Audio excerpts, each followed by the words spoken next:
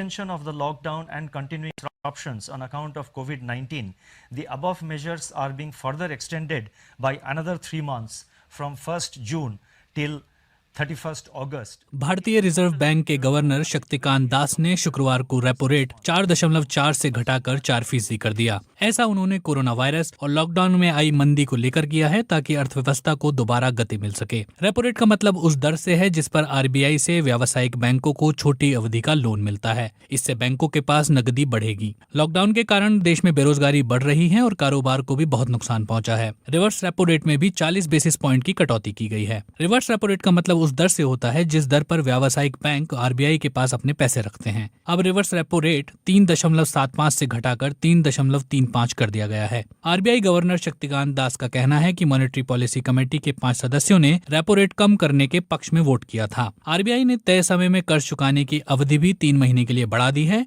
यानी ईएमआई चुकाने में 3 और महीने की छूट मिल सकती है। इससे पहले इसी साल 27 मार्च को कोरोना संकट को देखते हुए रेपो रेट में 75 बेसिस पॉइंट की कटौती की गई थी। रिवर्स रेपो रेट में भी 90 बेसिस पॉइंट की कमी की गई थी। आर्थिक सुस्ती को देखते हुए बीते साल आरबीआई ने 5 बार पॉलिसी रेट में बदलाव किए थे। इससे फायदा किसे मिलेगा? आरबीआई ने बैंकों का लोन चुका रहे लोगों को राहत देते हुए लोन चुकाने की मियाद को और 3 महीनों के लिए आगे बढ़ाने की घोषणा की है। रेट में कटौती से बैंकों से मिलने वाले कर्ज पर असर पड़ता है। इसका असर ब्याज दरों पर पड़ेगा। रेपो रेट कटौती का फायदा होम लोन, कार लोन और दूसरे लोन पर मिल सकता है। उम्मीद की जा रही है कि इसका फायदा अलग अलग ईएमआई भरने वाले करोड़ों लोगों को हो सकता है। इसके साथ आरबीआई गवर्नर ने कहा कि कोरोना महामारी का बड़ा असर जीडीपी पर पड़ सकता है।